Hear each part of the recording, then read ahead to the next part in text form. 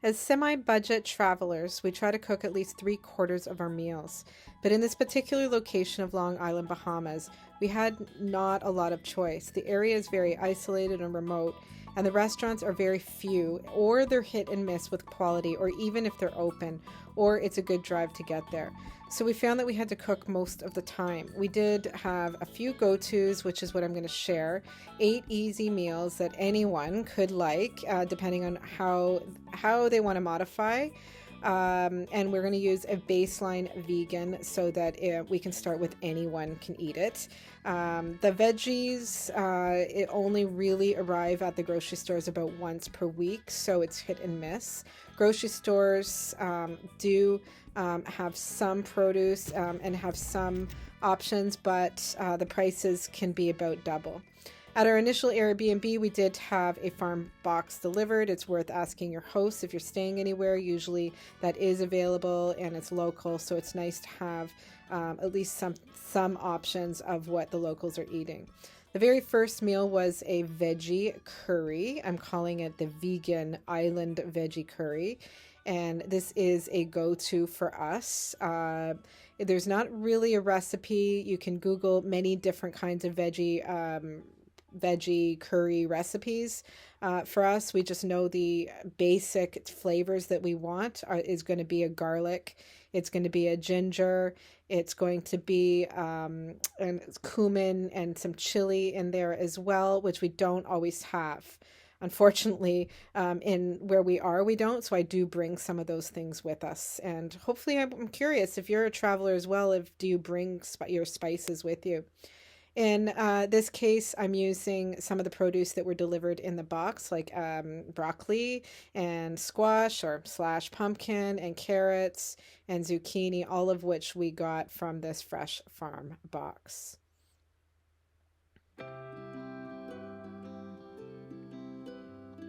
Once it's all chopped up, we just saute it in oil as you would in any when you're at home. Whether you're traveling or at home, you should have some access to a stove.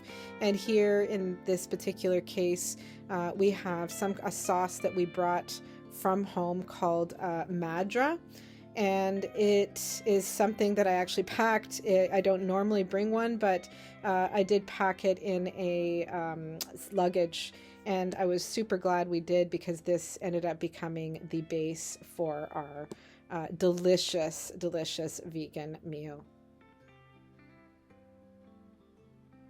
This meal does last us for about 3 meals, lunch or dinner, and it actually does tend to get better with time. Once you let the spices and herbs settle in, often we feel like the next day it tastes better, and we just put it over rice.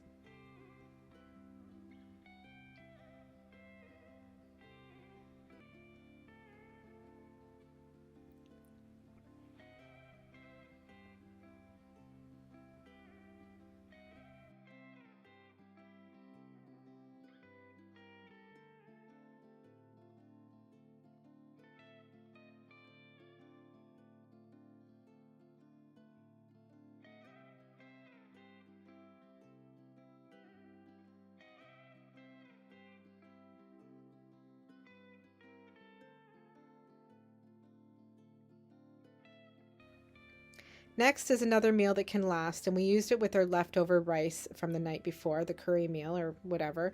Anyway, it's fried rice. As you can see, there's all sorts of small chopped veggies, fresh farm veggies that we received from our farm box. And like in the previous meal, we just fry it all up together. This time I add in the rice. And of course, you can modify it if you wanted to add fish or any kind of other meat, which we do sometimes depending on who is with us. But it is an absolutely delicious meal. It's filling. You can use brown rice, quinoa, whatever you want. And it's a great way to use leftovers. But when you're traveling, this is a great fill me up kind of meal.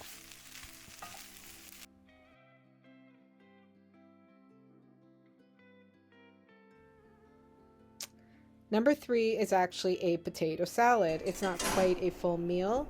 And yes, it does seem like we're talking about a lot of carbs. I think of this as complex carbs. It's not terrible for you and sometimes needed when you're on trips, when you need sustenance. I like to keep a bowl of potato salad handy because it's easy to make, and there's always potatoes available in most of the stores that you're at. And it's generally cheap, it's affordable, and it's great to just have in the fridge and have on the side with other things that you're making, which I'm going to share at the end a couple of other sort of smaller dishes that we have. Number 4 is a veggie soup. So the beauty of making soup, right, Brad, is the leftovers, yes.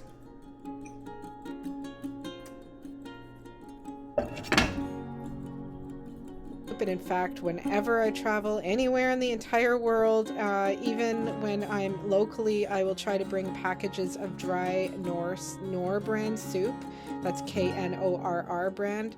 I keep it handy because it's always go-to. It can be modified depending on what you have available. And in this case, I use every single thing that was in that Farm Fresh box. I didn't even know what some of it was. Smelling it, tasting it, everything went in except for fruit.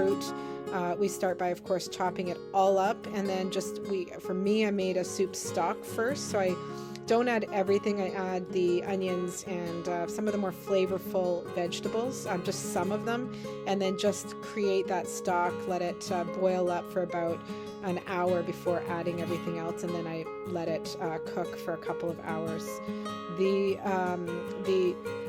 Then, of course, adding everything else to it. It's an absolute delicious, healthy, filling kind of meal to have in the fridge and have it available. And for us, it seemed to last almost an entire week. We would just have little bowls here and there when we were hungry. So it worked out quite nice. The next one, number 5, is a veggie taco. And who doesn't like tacos? I know that we do. What do we have? We have here pumpkin, carrots, potato, onion, peppers. Oh, and we still need. And so when I put this together video, I started thinking that all of these vegetables and all of these meals seem so similar. You just chop the veggies and you fry them. But I do want to put out there that when you're traveling, you often only have certain foods available to you, and so it's good to try to be creative and find different ways of cooking those same kinds of foods, and that's what I'm sharing here. All right, squash, or pumpkin actually, and potatoes.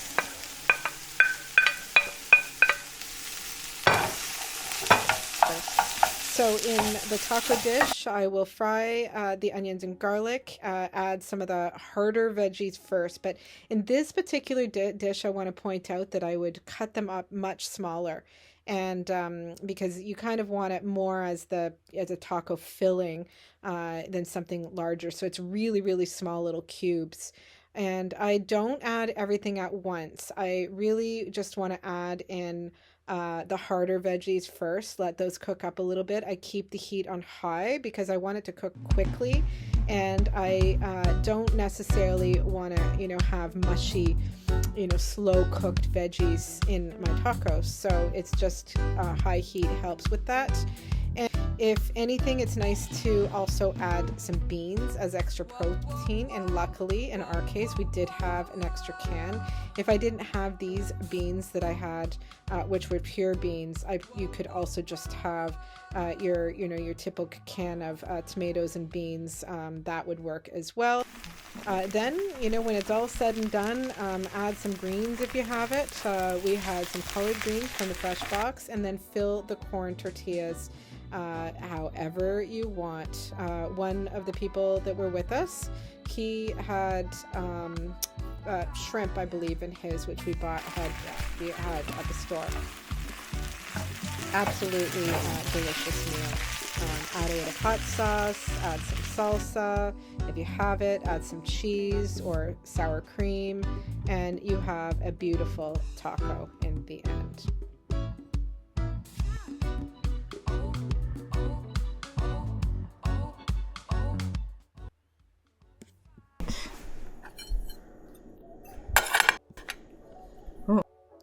Vegan Island Burritos.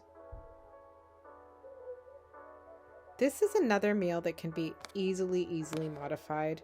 It's very similar to the previous one that I just shared, my tacos, but it does taste different. First of all, we use flour tortillas for the burrito and not the corn. That just changes the flavor profile.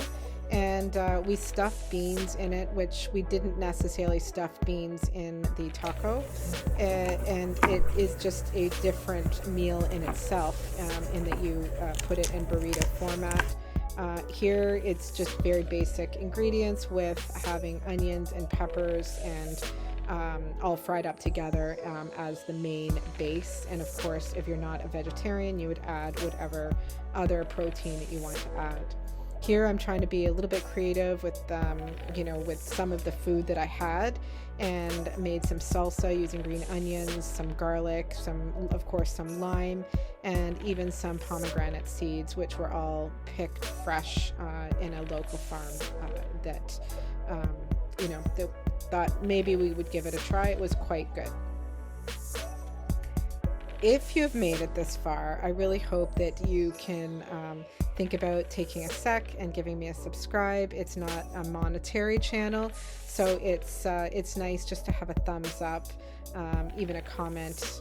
This is the community where we can actually learn and grow together.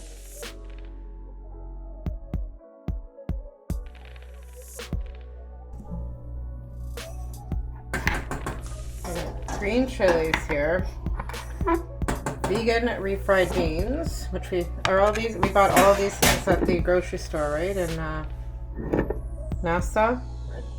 Onions, garlic, they're going to be grilled peppers. And then in here is what? You can't take the lid off. Oh, I can't? Why not? What's in there? Rice. Ooh. And then olive oil, a tiny little bit of cheap olive oil.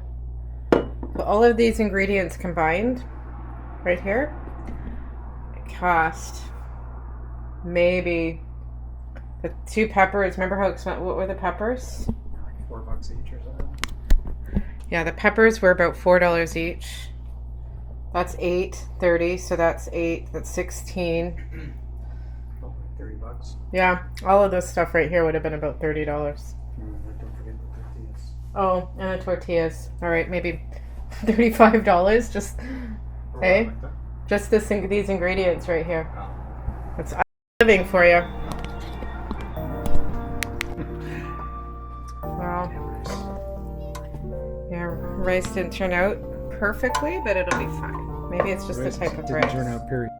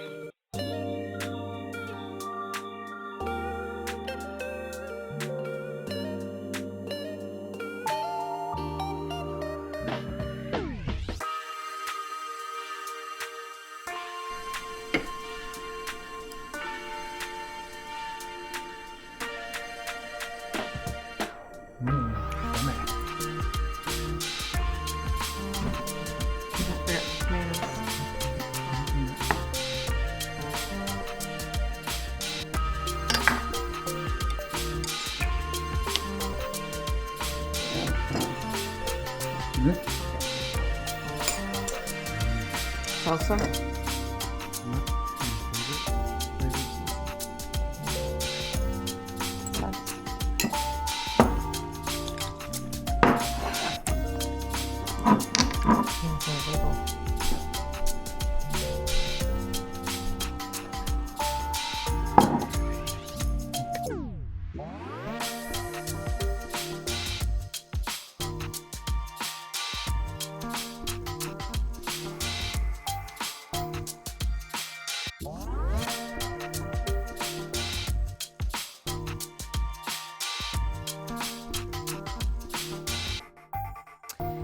Okay, number 7 is where we are at.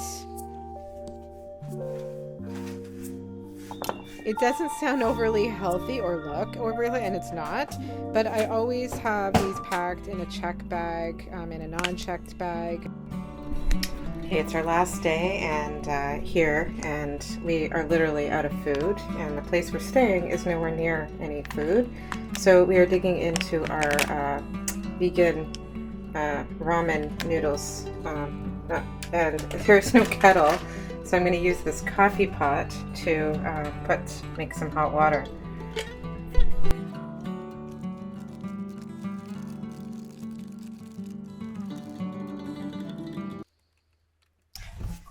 Number 8 was a packed pasta meal. We're having some pasta tonight, ain't it, Brad? And it's something different that we bought, that it's like it's an all-in-one, so we're going to try to do different kinds. This is a Italian basil pesto, and we put it all in one. It's like a one-pot kind of thing. And then what kind is this one? This is a vegan something or another. So we'll see how this goes.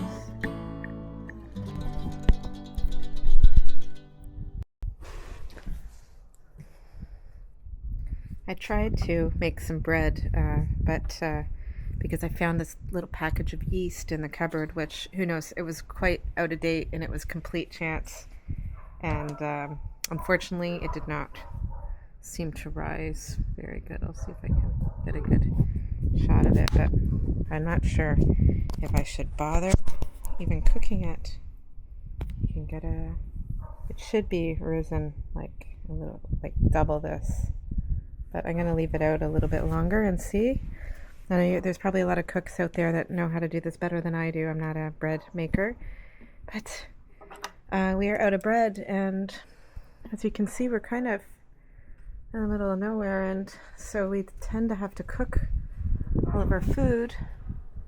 And I thought I could cook a loaf of bread. Okay, so the bread wasn't great, but because we only had that one package of starch, we did just cut it really thin, making it like crackers, and then it ended up working really nicely for a couple of cold, fresh platters or plates that we had with some fresh veggies. And we also ended up using them just to make some small sandwiches. It wasn't ideal, but it worked for what we needed it for.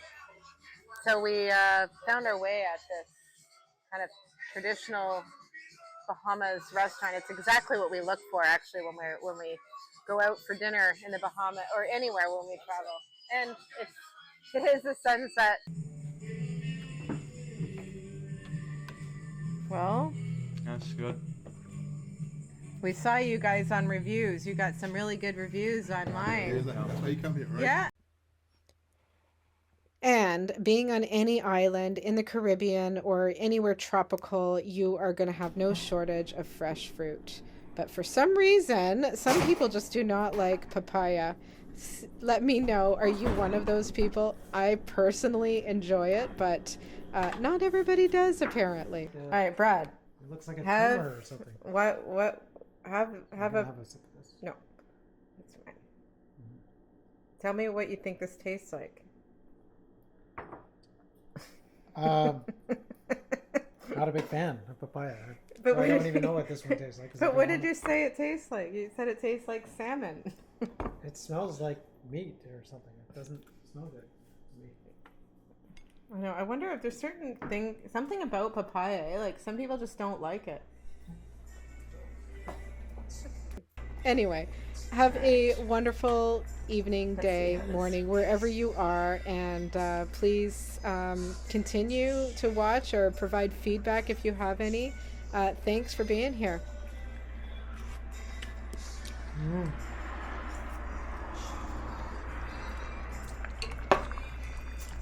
Definitely flavorful.